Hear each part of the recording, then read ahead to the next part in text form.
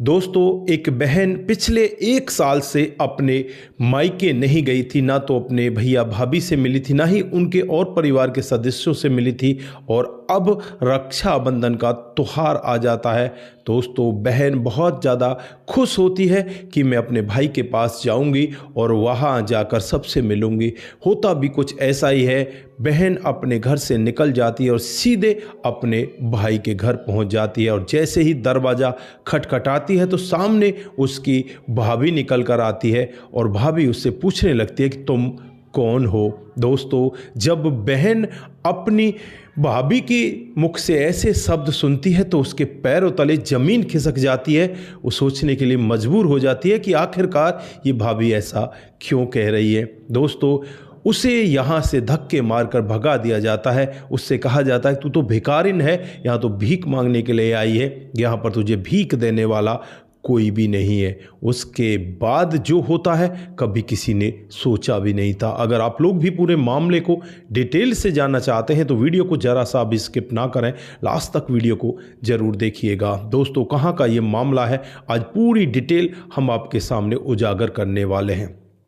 आगे बढ़ने से पहले हमारी वही रिक्वेस्ट कि जो हमारे चैनल के साथ नए हैं कृपया करके चैनल को फॉलो कर लें, बेल आइकन को जरूर प्रेस करें। नमस्कार, जय हिंद। आप देख रहे हैं APH न्यूज़ राहुल रावत के साथ। दोस्तों, आज की जो हकीकत की घटना आप लोगों को बताने जा रहा हूं, राजस्थान के अलवर की हकीकत की घटना है। यहाँ पर एक परिवार, जिसमें परिवार का मुखिया भागीरथ जो अब बुजुर्ग हो चला है, उसकी एक बेटी होती है जिसका नाम राजबाला होता है, एक बेटा होता है जिसका नाम अजीत होता है, बेटा बड़ा होता है, वो भी शादी योग्य हो चला है, उसकी पत्नी जिसका नाम सुक्कन होता है। दोस्तों, बड़े आराम से इनका जीवन चल रहा होता है। पिता खेती किसानी करके पूरे परिवार को अच्छे से पाल रहा होता है। और एक दिन का वाकया होता है जब पत्नी सुक्कन की तबीयत अचानक बहुत ज़्यादा खराब हो जाती है और फिर उसे हॉस्पिटल में भी एडमिट कराया जाता है। लेकिन कुछ दिनों के बाद ही सुक्कन इस दुनिया को छोड़कर चली जाती है। अब तो परिवार टूटने लगता है, बिखरने लगता है, क्योंकि इस घर में एक महिला थी, वो भी इस जहां को छोड़कर जा चुकी है। अब यहाँ पर जो भागीरथ है वो भी बुझा बुझा सा रहने लगता है। कुछ दिनों का समय और बीतता है। कुछ दिनों के बाद भागीरथ को लगता है क्यों ना बेटे अजीत का रिश्ता कर दिया जाए। फिर बेटे अजीत के लिए पड़ोस के ही गांव की रहने वाली एक लड़की को देख लिया जाता है जिसका नाम रजनी होता है। देखने में रजनी बेहद ही सुंदर होती है। जो रजनी का परिवार होता है वो बहुत ही अच्छा होता है। दोस्तों, अब यहाँ पर अजीत और रजनी की बड़ी धूमधाम से शादी कर दी जाती है। शादी के बाद दोनों पति पत्नी के बंधन में बंधकर उसी परिवार के साथ रहने लगते हैं। धीरे धीरे समय बीतता है और जो अजीत होता है वो बाहर नौकरी करने लगता है। घर पर ननद भाभी रहा करती, ननद राजबाला और भाभी रजनी। जो रजनी होती है वो राजबाला के ऊपर इस तरह से ऑर्डर चलाया करती, उससे ही सारा कामकाज कराया करती, खुद रानी बनकर बैठी रहती। इस सब के बारे में पिता को तो पता होता है और उस लड़की को भी सारा कुछ पता होता है, लेकिन ये दोनों इसलिए नहीं कहते क्योंकि जो बेटा है वो हारा थका शाम को आता है, कहीं इनका घर ना बिगड़ जाए, यहाँ पर और ज़्यादा दिक्कत ना हो जाए। अब यहाँ पर कुछ और समय बीतता है। जो पिता है वो भी बीमार रहने लगता है। पिता को लगने लगता है कि अब क्यों ना इस बेटी की भी शादी कर दी जाए, कहीं ऐसा ना हो जाए ये बेटी, मैं यहाँ से चला जाऊँ और इस बेटी के पीले हाथ होने में भी बड़ी दिक्कत हो जाए। दोस्तों, बड़े बुजुर्ग ऐसा ही सोचा करते हैं और यहाँ पर जो पिता होता अपनी बेटी के लिए नज़दीक के ही एक गांव में एक लड़के को देख लिया जाता जो अच्छी नौकरी करता है। उस लड़के के साथ अपनी बेटी राजवाला की शादी कर दी जाती है और शादी होने के 6 महीने बाद ही जो पिता है वो अचानक से बहुत ज़्यादा बीमार हो जाता है। बीमारी के चलते हुए वो भी इस जहां को छोड़कर चला जाता है। दोस्तों, अब इस परिवार में पति पत्नी रह जाते हैं और इधर जो राजबाला होती है उसकी शादी को भी 1 से 1.5 साल बीत जाता है। इनको एक लड़का हो जाता है। इसका जो पति होता है काफ़ी अच्छे पैसे कमाया करता, लेकिन एक दिन उसका एक्सीडेंट हो जाता है और एक्सीडेंट की वजह से वो बिल्कुल चारपाई पर आ जाते हैं और उनकी बीमारी में बहुत सारा पैसा लग जाता। जो भी कुछ जमा पूंजी होती है वो सारी की सारी बीमारी में खर्च हो जाती है। अब राजबाला यहाँ पर बहुत ज़्यादा परेशान होने लगती है, इधर उधर दूसरे के घर में झाड़ू पोछा करने लगती है, उससे जैसे तैसे उसका गुजारा होने लगता है। दोस्तों, एक दिन का वाक़या होता है, राजबाला को पता चलता है कि कल जो रक्षाबंधन है उस पर तुझे अपने भाई के पास जाना, वहाँ जाएगी, कुछ भेंट वगैरह जो वहाँ से मिलेगी उसे तू लेकर अपने पति के इलाज में लगा लेना, क्योंकि 1 साल से उसने अपने लिए ना अपने बच्चे के लिए कोई कपड़े वगैरह खरीदे थे। वो पुराने ही कपड़ों को पहनकर अपने घर से सीधी निकलती है और निकलकर अपने भैया के घर पर पहुंच जाती है। जैसे ही वहां पर दरवाज़ा खटखटाया जाता है तो सामने उसकी भाभी निकल कर आती है। भाभी अपनी ननद को देखकर खुश होना चाहिए था उसको, लेकिन वो खुश नहीं होती। उससे पूछने लगती है कि तुम हो कौन और यहाँ पर तुम्हारी आने की हिम्मत कैसे हुई। दोस्तों, अब यहाँ पर ननद के जो पैर हैं एकदम से थम जाते हैं कि उसकी सगी भाभी उससे ऐसा कह रही है कि तेरी यहाँ आने की हिम्मत कैसे हुई। भाई वहाँ पर होता नहीं। अब ये यहाँ से उल्टे पैर जाने लगती है। तभी वहाँ पर एक बुजुर्ग व्यक्ति जो गांव का होता है, इनका पड़ोसी, वो इस लड़की को देखकर कहने लगता है कि बेटा, मैं भी तो तेरे पिता जैसा ही हूँ, तू मेरे साथ चल, मैं अपने घर ले चलता हूँ। मेरे भाई, मेरे जो बेटा है उनको तू राखी बांध देना, कोई बात नहीं बेटा, तू मेरे साथ चल। लेकिन यहाँ पर जो राजबाला होती है अपनी आंखों में आंसू भर लाती है, रोते हुए कहने लगती है कि ताऊ जी, जब मेरा अपना ही नहीं रहा तो मैं गैरों से क्या कहूँ।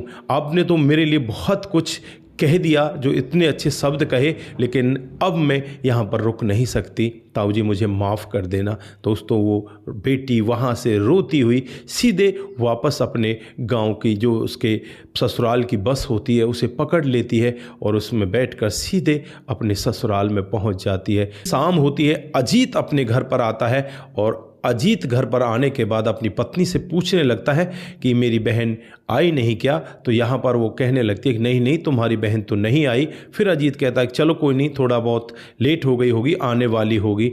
अब वो बाजार की तरफ जाने लगता है, बाजार से उसे कुछ सामान लेकर आना था।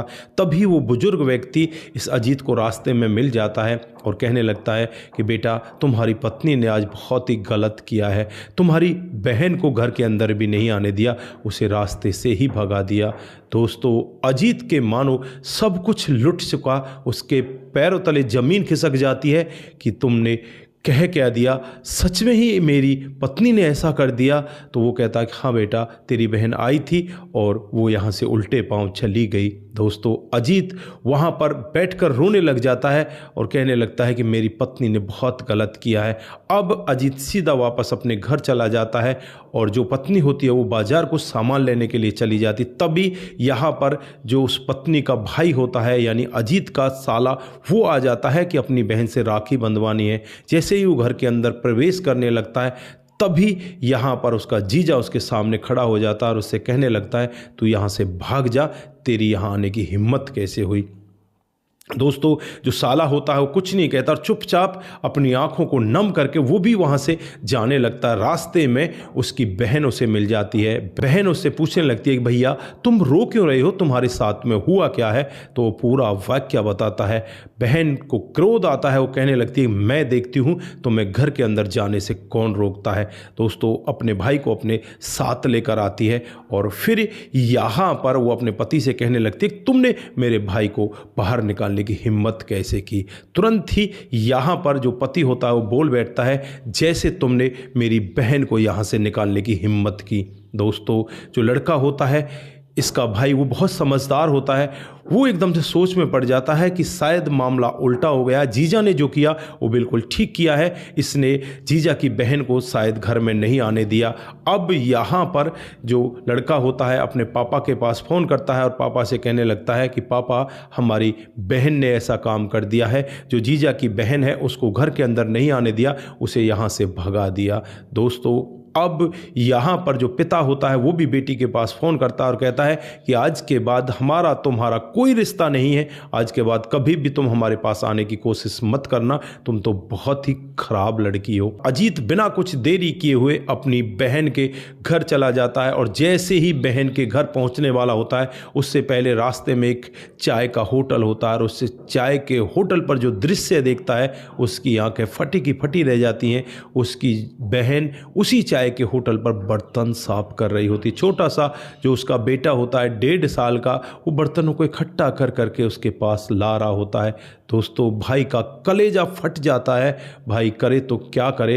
अब वो यहाँ पर कुछ नहीं कर पाता, उसकी आंखें नम हो जाती हैं और उसके बाद यहाँ पर वो अपनी बहन से कहने लगता है कि बहन तेरी ऐसी हालत थी तो तूने मुझे बताया क्यों नहीं, तू वहाँ पर भी आई तो मेरे को फ़ोन तो कर लेती। लेकिन यहाँ पर बहन कहती है कि भैया मैं भाभी के व्यवहार से पहले ही डरी हुई थी, कहीं आपकी आपस में लड़ाई ना हो जाए, इस वजह से मैंने ज़्यादा कुछ आपसे नहीं कहा। और उसके बाद दोनों भाई बहन एक दूसरे के गले लगते हैं। बहन को अपने साथ लेता है और सीधे उसके घर पर जाता है। वहाँ पर जीजा की हालत बहुत ख़राब होती है, उसे नज़दीकी हॉस्पिटल में भर्ती कराता है, उसका पूरा इलाज कराता है। और उसके बाद भाई अपनी बहन से कहता है कि बहन तुझे घबराने की ज़रूरत नहीं है, जितने भी पैसे लगेंगे वो सब पैसे मैं दूंगा, लेकिन आज के बाद मैं कभी भी उस घर में नहीं जाऊंगा जहां पर तुम्हारा अनादर हुआ है।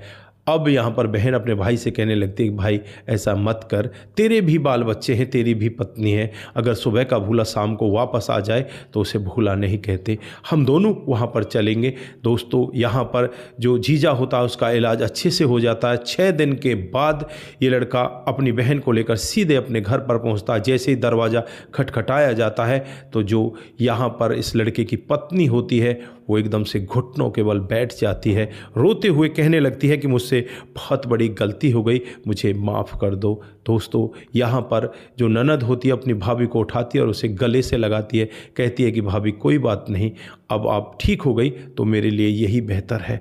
दोस्तों अब यहाँ पर उनका जीवन बहुत बेहतर तरीके से कटने लगता है। कोई भी बहन अपने भाई के घर को नहीं बिगाड़ना चाहती। बहन हमेशा यही चाहती है कि मेरे भाई का जो घर है वो फले फूले, मेरे भाभी के बच्चे आगे बढ़ें, मेरे भाई के बच्चे आगे बढ़ें, हमारा जीवन आगे बढ़े, इसी तरह से वो लोग चाहते हैं। तो दोस्तों आज यहाँ पर आप इस कहानी को सुनकर क्या कहना चाहते हैं? यहाँ पर जो भाभी ने कदम उठाए थे क्या उचित थे? भाभी को ऐसा करना चाहिए था, उसे शर्म नहीं आई ऐसा करने पर।